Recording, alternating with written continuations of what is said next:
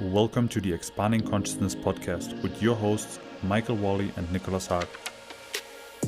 In this podcast, we explore ways to sharpen our awareness, make life more enjoyable, be a little kinder, become more authentic, less reactive, more present, and ultimately expand our consciousness. We're happy to have you along for the ride, and if you do enjoy these conversations, please leave a review or a comment, as this goes a long way for us. Enough of the promotional talk and enjoy this episode. Hello, welcome to the podcast. I think we're on episode 16 now, and today we'll be talking about finding your purpose in life. Yeah, an interesting topic. I know for me that I have a little bit of reservations around this. I've kind of gone down that path a little bit and didn't find it super fruitful. So maybe I'll be sort of the dissenting or critical voice today. But as far as my own experience with it, so I worked with a life coach a couple of years ago, and it was helpful in that he helped me see a number of things and turned me on to a few topics. One of the things around finding a purpose that I didn't personally find super valuable was looking at your values and trying to figure out, like, okay, well, what are my top values, and now can I align myself with those? And the reason I found it so challenging is, he gave me a list of, options for values, or of course you can come up with your own, but all of them seemed to be good things. And I had a hard time picking and choosing, like, oh, these are my top three. And I felt like, well, can I really pick this and stick to it? And is it meaningful enough to really try and build my life around it? So it almost, in some ways, it felt a little bit backwards to me. And then I've also found that this idea of finding purpose, it can almost get in the way. It can almost become like its own beast. But yeah, before we get too much into maybe some of that, I'm curious about your experience with that, Nick. Have you found your purpose in life? Difficult question. I'm not sure about that. I have tried though.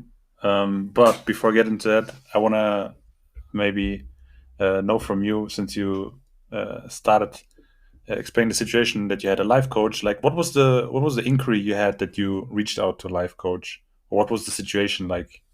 Yeah, I guess I was finding myself fairly burned out in my career. Didn't think I was very happy. I didn't know what to do to change that. And I thought, well, here's someone that's advertising, that they can really help you figure things out. So yeah, maybe I'll work with a life coach. I reached out to someone, had some initial conversations, and one of the people really resonated with me just in terms of their overall kind of life view. So I started working with them. But yeah, to answer your question, I was really hoping to solve all my problems, find happiness, find my purpose, I guess you could say. I was looking for some sort of solution. And it didn't quite end up that way for me. It opened my horizons, but it really didn't resolve what I had hoped it would. I see. In my situation, I think I never cared really about a purpose in life. It wasn't ever important to me until maybe, what was it now, 6 years ago, where my wife, or back then girlfriend, fell sick. And then it was the first time where I was confronted with the idea of someone close to me potentially dying. And for some reason, that started to turn all kinds of wheels in my head. Like, suddenly I became interested in purpose, all these things, because the outlook on life changes very quickly when you realize that life is finite. And it's not something that we are reminded of very often, I have the feeling. And I guess maybe this also comes naturally once you have your first bigger loss, maybe in the family, and you first are faced with the process of grieving. I think automatically with that, there's a reflection on your own life. And the question for me personally arose, am I living a life worth living, considering that might, end at some point for reasons are outside of my control. And that was kind of the beginning that I started looking into that. And I gotta say, So I didn't have really good assistance. I did the thing. I looked into literature, and I think there are some good pieces out there which can guide us in a good direction. And for me personally, it was helpful. I think I haven't arrived yet at a stage where I say, like, this is my life purpose, but I think it's getting, over the years, it's getting clearer and clearer, and the picture is getting clearer to me. But yeah, maybe I can walk you over kind of the guideposts, so to speak, that helped me during that journey, and then I'm, as always, curious, like, on your reflections on those. Yeah, yeah, I'd love to hear the process that you went through and what value you got out of that. Yeah. um I think the most important piece, speaking of purpose and meaning, for me personally, is the book Man's Search for Meaning by Viktor Frankl. Have you read that book by any chance? I haven't. No. Okay, but that's definitely a book I can really recommend to all listeners. Like, this is really the one book. If you ask me, if every person should read one book in their life, I think it's this book. And it's a book by a psychologist who went into the Auschwitz concentration camp during World War II. Who was before that already a psychologist, and he had his own practice, but by circumstance found himself there, and endured kind of the concentration camp. But then wrote a couple of books. One of them being the A Man's Search for Meaning, and he, kind of being a psychologist, also analyzed what was going on there. What did it do to human nature to be in this unhumane place? I mean, probably for me personally, like the most unhumane place I've ever read about. And so I gotta say that it's a kind of also a heavy piece, like a difficult one, but um, I think you can derive very much from that book, and also from the conclusions that he drew there. So he speaks about a couple of interesting things that happened in there. For example, so he was interested in, how are people coping with that kind of hopeless situation. And one thing that he noticed was that people who had kind of an outlook for a life after the concentration camp, so who had families, who had maybe a wife, a husband, or whatever, that they could go to afterwards, were much more positive psychologically and were coping much better with the whole situation. People who didn't have a purposeful life or something waiting for them outside did not have that meaning that would give them that drive. And he would describe how he could literally see for some people that would just give up under the very difficult circumstances there, and that he could see basically, in their eyes, from one day to another, it was like, okay, this is the moment they have given up. And from then on was just like a deterioration, and they would usually die a couple of days or weeks later. And he could kind of spot that in people, and he was trying to understand what was the difference between one group of people and the other by talking to them and so on. And this was kind of the one of the factors that he recognized. So what he also noticed, because also he personally was enduring like very difficult times in there, was, and I think this is maybe like the key takeaway from this book, is that you can be derived from every human freedom, but there's one last bit that always remains, even in a situation such absurd as the concentration camps, and that is one's attitude towards the situation or towards life in general. So this was kind of the one thing that realized, okay, nobody can take this away from him. And he recognized that once he realized that even in the worst situation, he was able to have a quote unquote positive attitude, or he at least had a choice of how he's gonna cope with this, how he's gonna position himself in the face of that. That this was incredibly liberating and gave him a lot of meaning, because he was actually able to reframe the situation and create meaning out of the situation. And in his case, he was willing to share that message that he learned in there with he wanted to make his life's work after he comes out of the concentration camps. And yeah, after he came out, he started what we call nowadays logotherapy, which is a psychotherapeutic modality which focuses on meaning specifically and trying to find what is the meaning in people's lives to help them come out of depression and treat all kinds of mental illnesses, I would say. And I think it was quite successful and was a very popular one for a couple of decades. But I'm curious on your reflections on that. Yeah. Well, it's definitely fascinating. I'm going to add that one to my list and definitely give it a read really soon. I would say that in such extreme circumstances, it makes sense that it could potentially sort of catalyze some of these deeper questions, as with your own story, in terms of once you really confront death, that it can almost really just be a catalyst for moving you towards finding a purpose. I guess what sticks out for me is it's almost like the purpose is the process of finding a purpose rather than Mm-hmm. like some sort of imagined end goal.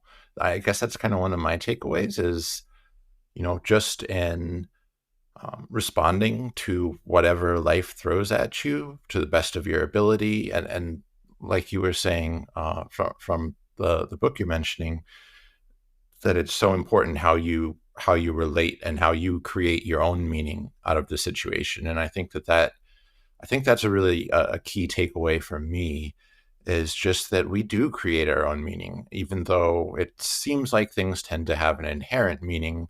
I think a lot of times that comes from like unexamined beliefs. And yeah, so I think in such trying situation, it can really help you start to look at yourself and become more aware of such things. And I think, in a lot of ways, it is awareness that can free us. So yeah, that's my little take on it. Yeah. So if we view life in a kind of nihilistic way, then it would be, I guess, void of purpose. And I guess that is also true from some perspective, right? I mean, you could also say that life in general maybe does not have a purpose or a meaning. However, we are able to provide a meaning, which can be a very personal one. But I have the feeling that everybody gets to define what meaning do they want to give to life.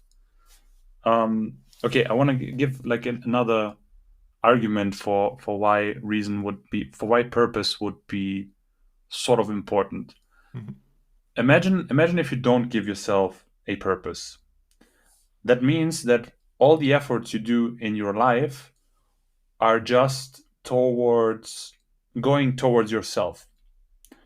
So all the work you do, all the money you collect, maybe you buy yourself fancy things, you ensure yourself this kind of maybe a beautiful life. You live a life that is enjoyable. However, we know for certain that we will all die and that this will end, which means that all the effort in your life has gone towards something which will vanish from one day to the other, right?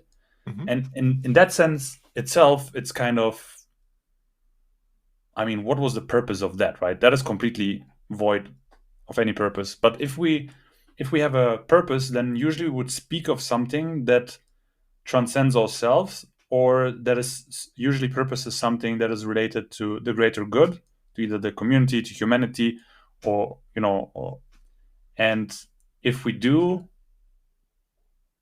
have that we're able to work with, or put our efforts into something that will transcend our lifetime, Mm. hopefully.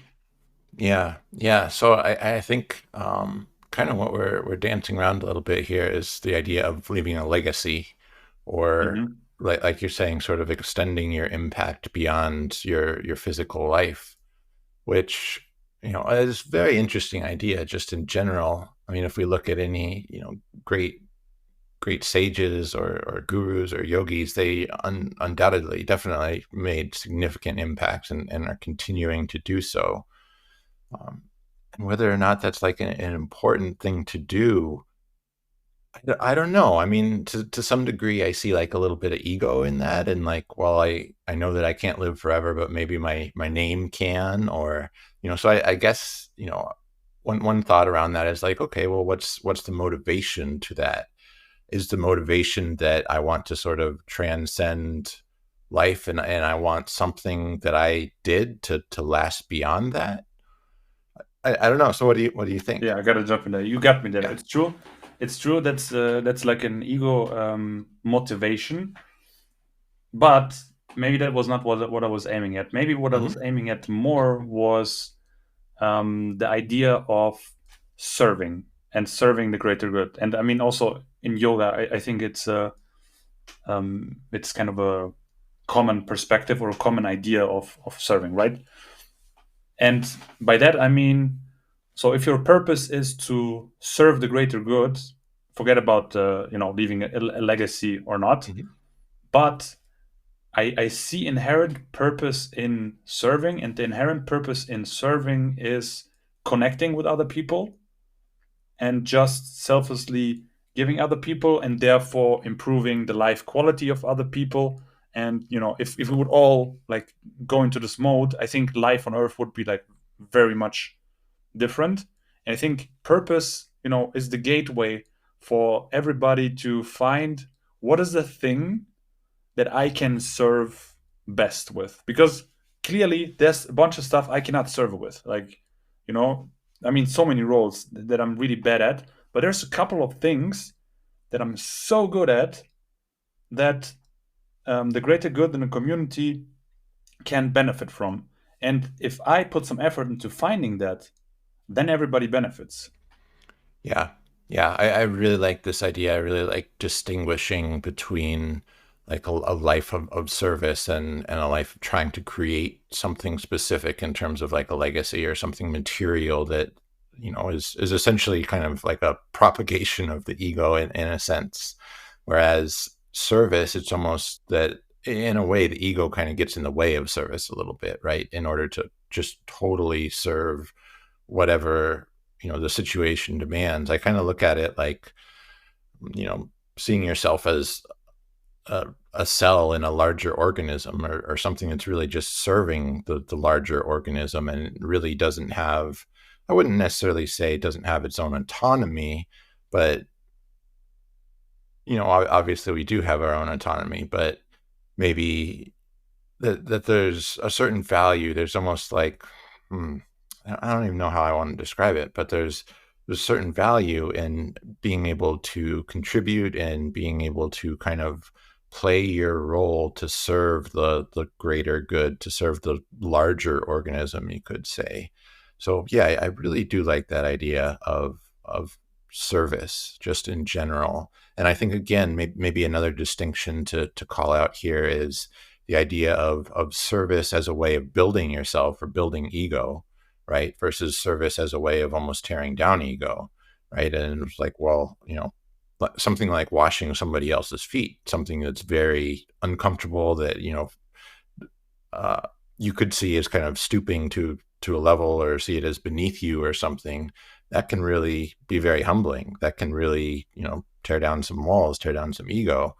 Of course, if you're doing it for like, oh, look at me, look how good I am, I'll even wash someone's feet or something, then on the other hand, that could just be serving ego, right? Like, so it's almost not even what you do necessarily so much as it is like the intention, or the, where it's coming from, that might be the important aspect. I don't know. What do you think about that?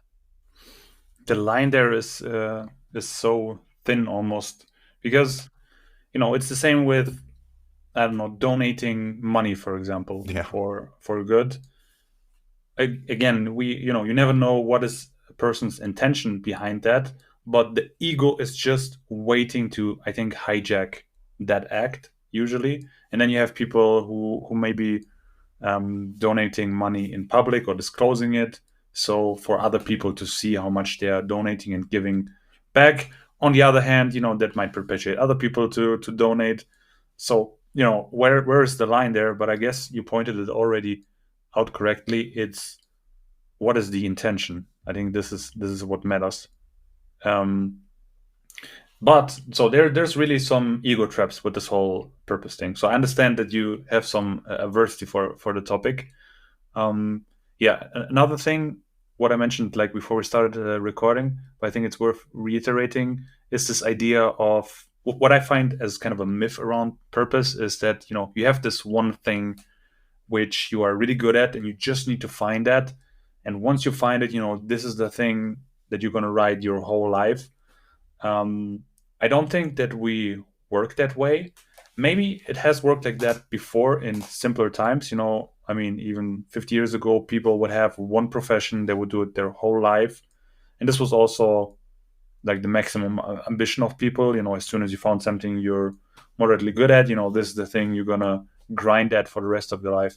But I don't think that there's only one thing that we're good at. There might be multiple things. I also think it might be changing the same way that your personality is changing over your life with your experiences. The thing that gives you purpose, might also be changing. So I think it's totally fine to keep this movement of keep looking for the thing that fulfills you, and then if it stops fulfilling you, find the next thing that fulfills you. In that sense, maybe there's not one purpose, but it's sort of changing all the time.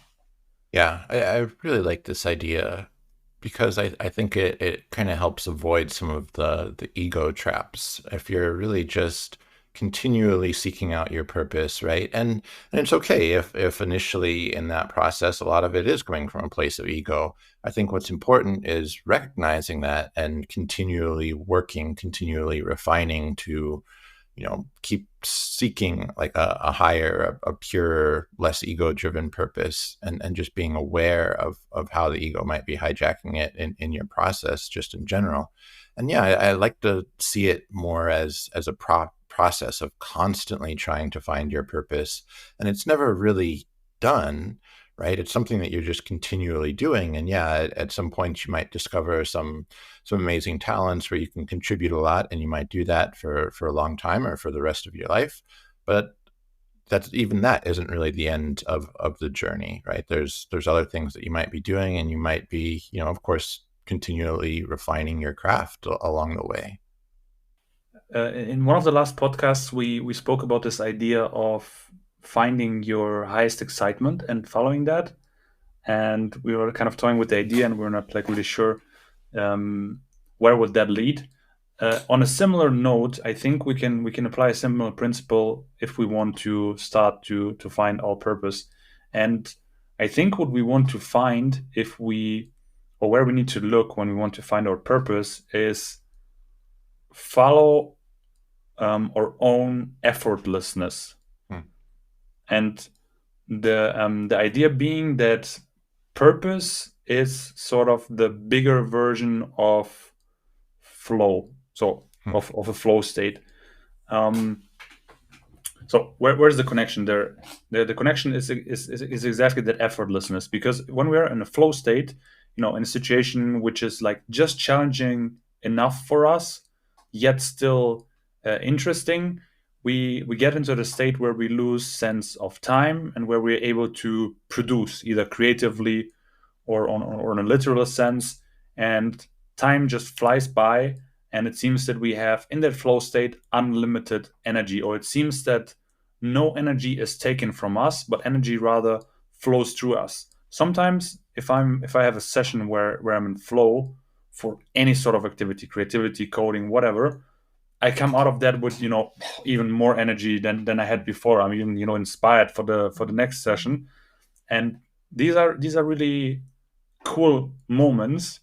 And I think this is something what we could look at to understand where our purpose lies, and to uncover these kind of activities that lead us into flow state.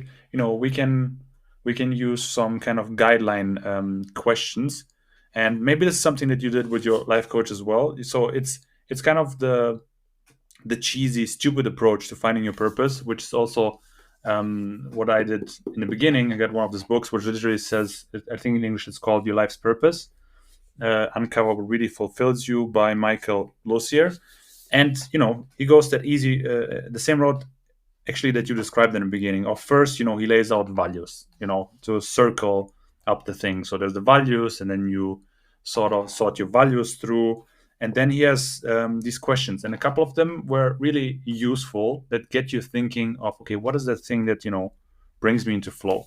And so the ones that I noted down was, for example, what would you do if money wasn't an issue? Which is beautiful because it immediately gets you out of the thinking that you usually have, which is the realistic one, which is you need to support yourself, your family. There's all these basic needs that you need to fulfill. There's society, which has given you perhaps a role, or you've given it yourself, and you're perhaps already stuck in that role. But if money wasn't an issue, in the sense that, imagine you have, I don't know, $10,000 always flowing into your bank account every month, and really you don't need to think about the income. Okay, how would you actually spend your time? If you want to, we can go a bit into like literally go into the questions. So I could turn a question to you and ask you, what would you do if money wasn't an issue? Yeah, yeah. It's an interesting question. I think, my initial kind of reaction to it is, well, I probably wouldn't do much of anything, right? I'd just screw around, watch TV, play video games, whatever kind of floated my boat in the moment. But I don't think that's necessarily true. And actually, as you were talking about this question, other questions were coming to mind, and I really liked the fact that you pulled out the idea that this kind of almost goes against some of our cultural conditioning, right? Because I think so often what makes this process of purpose finding difficult is because we have so many influences outside of ourselves, right? So it's hard to define your own purpose if you've got society's purposes kind of front and center and in your way. But maybe even also ask a question, similar question. So what would you do if money wasn't an issue? What would you do if nobody else, if you didn't care what anybody thought also? So just kind of throwing that one in as an aside, but back to answering this question. I think I would spend a lot of time trying to find what fulfilled me, trying to find my life's purpose if money weren't an issue.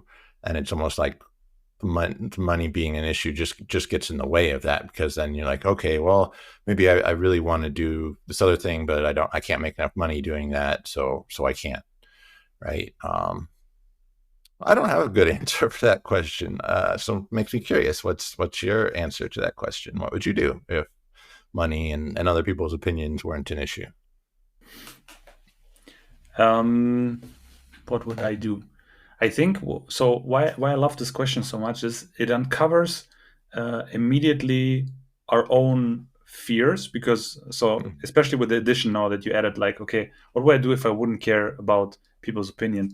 And I realize it is very different from what am I doing in my everyday job, actually, which makes me realize, okay, so there's like a huge gap. So why is there a huge gap? Why is the things that I actually want to do so different from the things that I'm doing at the moment? And it seems that I'm still very either conditioned or controlled by the expectations of people's lives.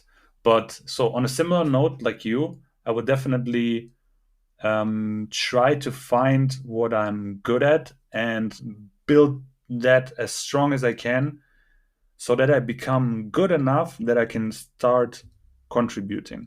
So it's definitely, I would probably follow my my interests more. So for example, things like this. I'm very interested in spirituality, psychology, all of these things. However, in my day-to-day job, I almost don't utilize them, right?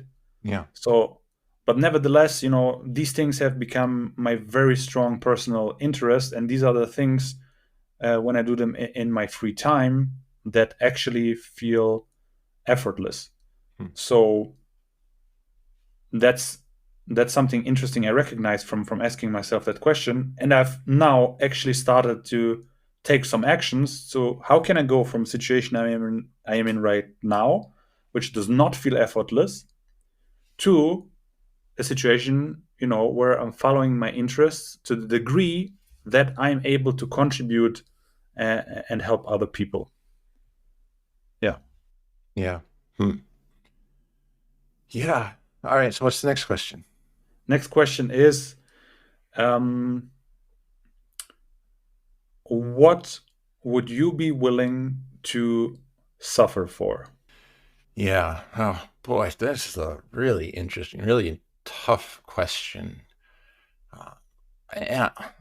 I guess just as another bit of an aside, what I'm noticing is almost my immediate reaction does seem to come from more of an ego place of like caring what other people think about me. Like, what am I willing to sacrifice or suffer for?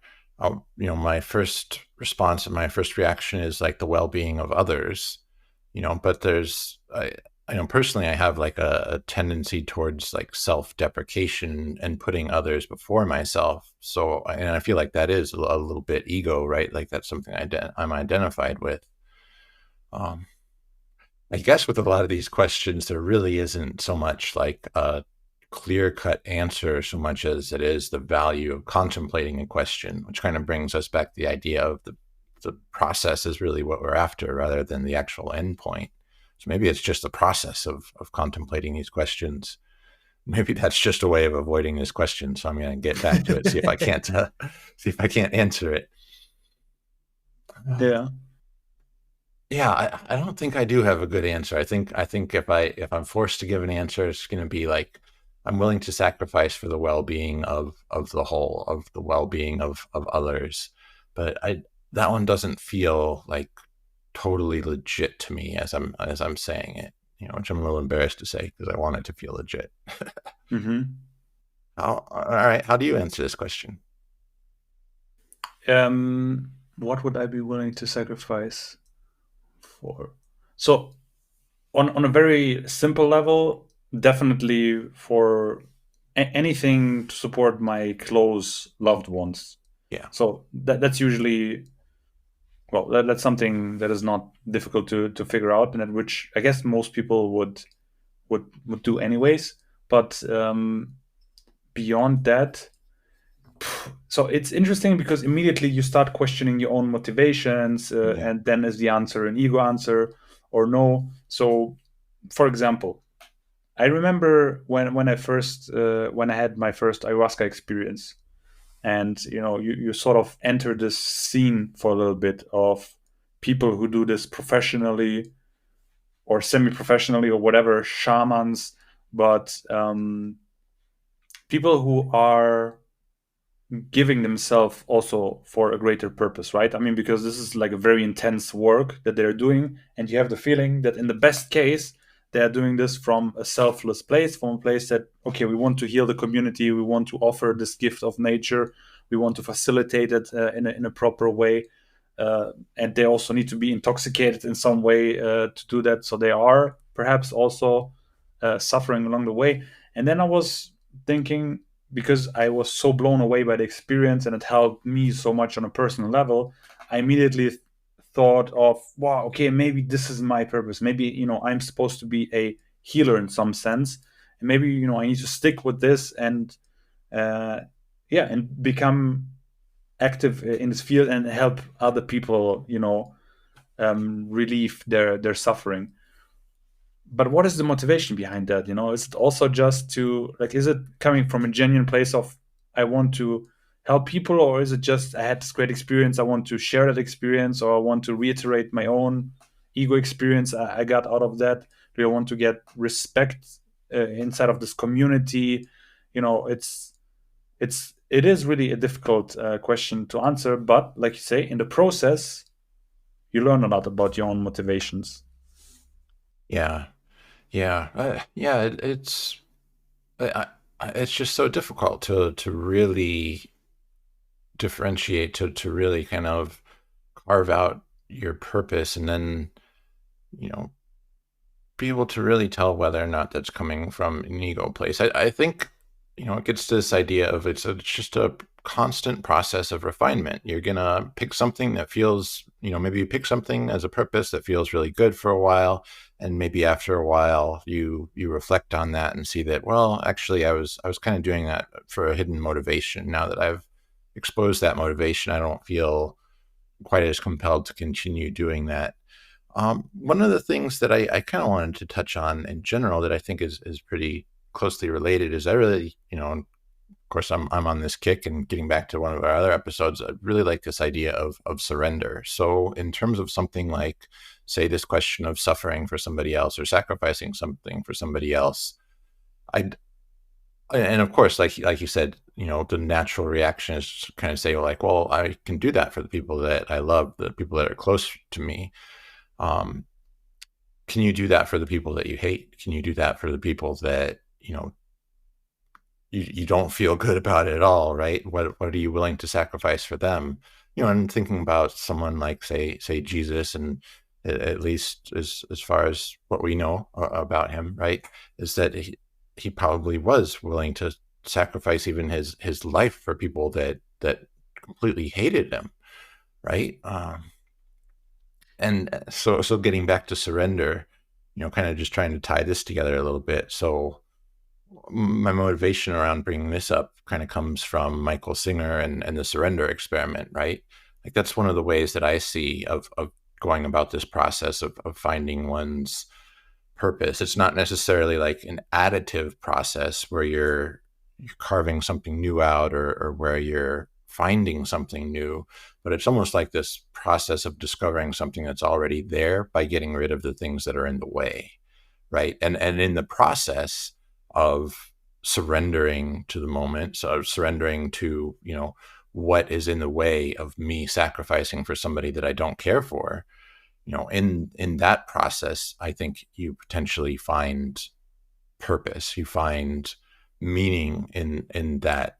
And I think, at least in my own experiences, that I understand myself better having let go of things that kind of weren't myself. It's almost like a process of elimination versus a process of addition. Mm-hmm. Okay, before I start to think about that process myself, I want to understand it just a little bit better.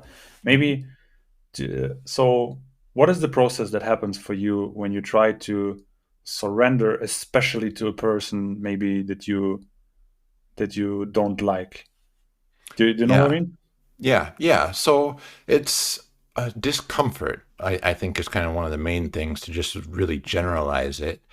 It's discomfort that arises, and it compels me in the opposite direction as an avoidance or as an escape from that discomfort. And so the process, for me at least, really becomes, can I just be with this discomfort without allowing it to compel me in a certain direction? It's almost like I have to sit still and allow this discomfort to kind of play itself out until I'm in a neutral position, and then I can more easily see which direction I want to go, because I'm no longer being compelled by, sort of something that's a little bit subconscious, right? I'm no longer being compelled by this desire to escape discomfort, this desire to escape the discomfort of sacrificing for somebody that you don't like or something, right? And what that is, what that brings up, what that brings to the surface is, in the example of sacrificing for somebody you don't care for, it brings to the surface the beliefs of why you don't care for that person. And that's what I'm trying to get rid of. I'm trying to get rid of all of this excess baggage that I've become identified with that isn't really me, right? Mm-hmm. But it's something that I've kind of created, right? It's ego in a way. Nice. Yeah, it's kind of a nice trick to mess with your ego or to get rid of your ego, because right before that you were maybe sacrificing yourself or being in service for the people you care about. That's easy, right? Right. I mean, Yeah. for your loved ones to be in service, everybody can do that. But being in service for somebody you hate, Jesus, that's really difficult. So in some sense we can also say that assholes are also kind of a gateway to service and practicing surrendering in a sense. But yeah, so this is actually kind of a cool thing to exercise then, because we can say that surrendering is also like a muscle, right? That we can train over time. We have to again and again let go of things, to surrender to things. And yeah, I guess if you want to make it challenging, just try to surrender to somebody you really don't like, because it's really triggering, right? Right, right. And it's triggering because it hits your ego. It's triggering because it hits your kind of false identity, the things that you've become identified with. Like I'm the kind of person that does the, maybe I'm a Republican and this person is a Democrat or something, right? Just to use an example. And one of the reasons I think that this really points at, I'll throw in the word dharma here, and I'll also reference what Ram Dass said was, he was given his guidance, his path from, his guru, Neem Karoli Baba Maharaji. And what he told him was love everyone and tell the truth. And so again, this becomes sort of a process of surrender of like, okay, what is it that's blocking me from being able to love everyone? What is it that's blocking me from being able to be honest with people here, and also be honest with yourself? Because I think one of the major aspects of this whole purpose finding process is you have to be honest with yourself, right? And it's very easy to delude ourselves. It's very easy to become attached to, oh, well, this is the right thing to do. It's very easy to become attached to those like culturally ingrained, socially ingrained, values, right? And so to really, make your way through that and find your truth and an actual truth on the other side is not easy. But I think it is the process itself. It's a continual refinement again. Yeah, I'd like to use maybe or offer a little different wording that could give it Yeah. like a different spin. Uh, Maybe we could think about it more of an uncovering or remembering rather than finding or building. And the underlying idea there would be, if we take again that concept of higher self or soul, if you want to, then this entity or this version of you has is already living in full alignment and in full purpose. This version of yourself does not ask itself, what should I do, who should I serve? It just does. It's in complete surrender with the universe and all of the other beings, and it's in constant surrender. And again, we're trying to bridge the gap between yourself, between us and the higher self.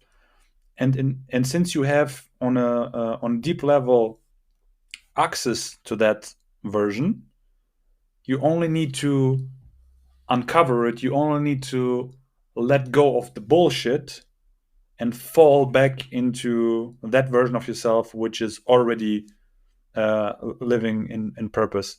So yeah, I guess that's again what Jung would speak about as the individuation, as becoming the higher self, if you want. So yeah, that's why I think that on the process of individuation, if you want or not, you're gonna uncover meaning and purpose. Yeah, yeah, I like that idea. It's almost that you don't have to go looking for it so much, right? I like the idea of that it's kind of already there, and you're really just uncovering it. Because again, it gets back to this idea that our perception to some degree is maybe a little bit muddied, right? There's a certain amount of delusion going on, and your purpose is sitting right there, right? But you just can't see it, or it's distorted, right? So yeah, I like that reframing. It brings to mind an interesting term I've come across. I think it was probably in reading like Meister Eckhart, or a Christian mystic guy, but this term recollectio, like sort of Mhm. recollecting, or like you were saying, remembering your purpose. That's an interesting area to go down. Hmm. Yeah, it also it immediately always, when I think about this concept of remembering, I also always tie that with the psychedelic experiences that I had, especially the intense ones, because what was one of the most memorable things, and you know that it's hard to remember sometimes, like your experiences, but the thing that you remember is that the experience feel sometimes very familiar, or they feel Yeah. sort of like homecoming. They Yep. feel like, in my case, I don't know if that works by association or whatever, but parts of my trip I sometimes remember as the house that I grew up as a kid, just because the level of familiarity, was as strong as you have with your childhood home, for example. Mm. Yeah, it seems that to the places that you go in these psychedelic experiences, it's also more remembering than a new experience. Yeah, yeah. Oh, that's so fascinating. And I was going to say homecoming as well. So I was really happy when you used that term.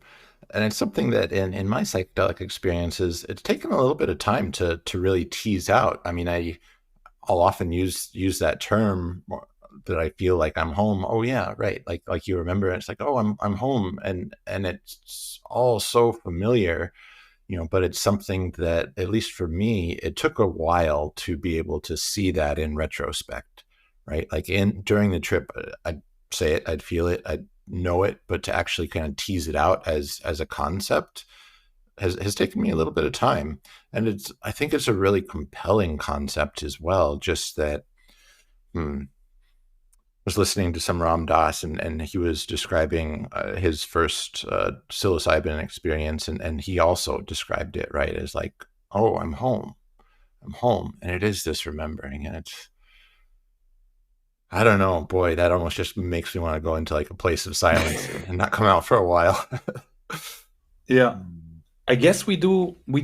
So it feels as if almost we always have access to that specific place, right? I mean, this is also some of the stuff that, for example, Moji is alluding to a lot. Mm, If you ever listen to like some of his guided meditations, I have the feeling he's almost guiding you specifically to that place which feels exactly like home, which exists in your consciousness. I was going to say mind, but rather in your consciousness. And I guess we just have to find ways to access it. But as it is with those, especially meditations, it seems that this place is in plain sight all the time. It's not that far away as we think it is. It seems to be. Perhaps we could access it all the time. It's just we always forget that it's there. it is so much like a forgetting and a remembering, and it is just so familiar. And then again, there's this question of like, okay, well, I mean, right now we're talking about it, right? So in Mhm. a sense, we're remembering it, but there's not like a total remembering. There's something missing in that remembering, because I don't know about you, but I'm not in that space right now. And we're Mhm. talking about it, we're referencing it, but I am not in like that total loving, like wonderful, blissful space. So what is it? And I think this brings, at least for me, it brings me back around to the Mhm. idea of like something blocking me, and that it's just naturally where I should be otherwise. But yeah, go ahead. What were you thinking? I mean, there's a bunch of shit in between us in that state. There's all of that ego, all of the patterns that we accumulated during the years, and I know it at least by the process to get there. For example, in the psychedelic experience, is an incredibly painful one for me personally. Like honestly, I have to for a moment fear for my life, and then go through letting go, sort of a small death, and then I Mm-hmm. come out of on the other side if I was successful, and then I'm allowed in that space. Previously not. And also, I also know by my reactions. I remember the first time I got there to this place, my reaction was I was laughing, I think for half an hour, maybe longer. I don't know. People were telling me afterwards, it's like, what was wrong with you? Like you were completely going off. I was crying tears laughing because in that moment you sort of get the cosmic joke. And the cosmic Yeah. joke is, this feeling of, oh my god, this is where we've been all the time. Like this place is so fucking familiar that then thinking about your life and how stressed and how involved in your life you are, right? I mean, as we go through life, sometimes we get so attached to our own ego that from that perspective, it's a fucking joke. And I just had Yeah. to laugh to purge some of that attachment, I guess. Other people needed to purge in other ways. I was lucky that I could do it through laughing. Perhaps the other one is also effective. I don't know, but yeah, there's a huge gap, I think, in between right now and that place. Yeah. Interesting. Yeah, even just talking about this right now, I'm getting like tingles. I'm getting a little Yeah, bit of like goosebumps. goosebumps. Yeah, exactly. It feels like it's right there. Why aren't we in that space? Right. But that in and of itself is almost the obstacle of thinking that you're not already there. And it starts getting like almost a little too cerebral when you're finding your way back. Right. And Mm. that's keeping you from it. And really it is like this surrender. It is like, I totally share your experience in that before I get to that place, it is very uncomfortable and it does feel like death, right? And maybe it's the death in the sense of what you previously identified as is now being ripped away from you, right? And so you think it's death, or the ego thinks it's death, right? Because what the ego thinks it is now being taken away. Exactly. So to try to tie it also back into this whole idea of purpose a little bit. Yeah. So there's this gap between the usual everyday state that we're living and the possible, I guess, pure love state, if you want so. And we want to close that gap. Maybe one purpose is for us to bring that state that we were at least conscious for some time off Mhm. back into the normal dual reality, and with that kind of close that gap. So yeah, maybe to throw in another question Yeah. which could answer that a little bit would be, what do you think is the general purpose? So we talked a lot about like personal purpose, what is your purpose, how to find it, what would you do, and so on. But what do you think is the general purpose of humanity, this life? Yeah. Yeah. Hmm. On sort of more like an intellectual or theoretical level, I'd point to like, okay, well, it's simply to experience life. If we're God wanting to know itself, then every manifestation, which we would be, considered maybe a manifestation of God, every manifestation is really just like feelers kind of put out in order to experience life, to know, for God to know itself, right? Um, that's an interesting and sort of intellectual one, and to some degree, I don't find it very satisfying. Mm. But I think what you hit on a moment ago feels like if I were to point to a purpose for at least myself and possibly others as well, it would be learning to bridge that gap and then helping others bridge that gap of getting into that higher consciousness realm, right? Yeah, I would probably say something similar. Yeah, the fact, like this idea, which is kind of widespread, that the we're just the universe experiencing itself from like endless perspectives, to have all of the experiences, to have kind of a comprehensive experience, seems a little bit also nihilistic and like void of meaning, True. because then it's like, doesn't matter, and I can do whatever in this experience because there's going to be like countless and countless and countless more of them. But yes, I guess the only thing I can take from that place that we described earlier is that I would very much like this experience to be like that, and try. So yeah, maybe that's the route we can go down.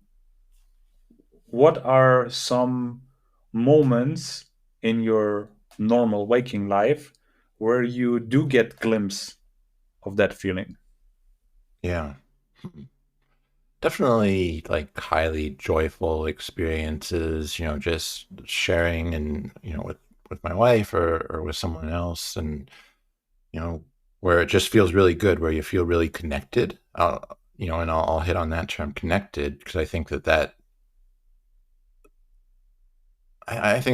really points to it. It is this feeling of maybe no longer being isolated so much, and really just kind of being in this shared experience, and not necessarily having any expectations or need for it to be any particular way.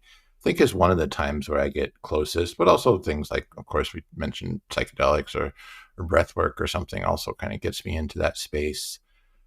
But in day-to-day life, so sometimes it's on the tail end of something that was really heavy or something really difficult, and I, handled it fairly well, and I've surrendered to it fairly well. Then sometimes I'll just kind of get like a little wave of joy seemingly out of nowhere.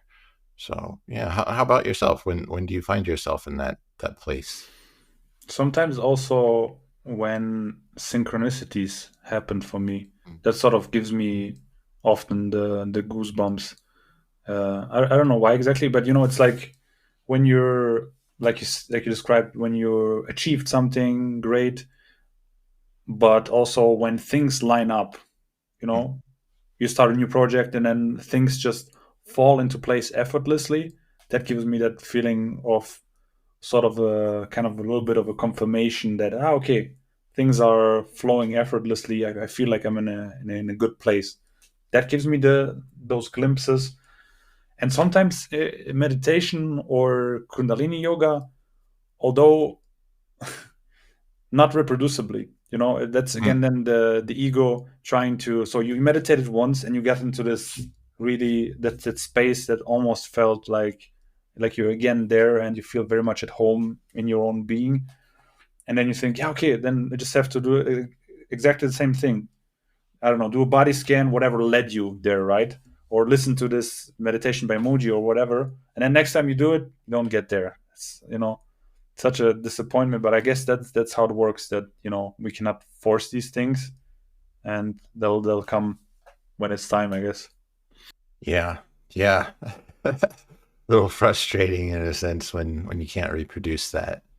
But I think that is kind of an important point to make, is it almost just kind of happens on its own in a sense. I mean, of course, with the psychedelics or breath work, you can kind of get there to some degree, right? But the more that you're looking for it, almost the harder it is to find, Mm-hmm. right?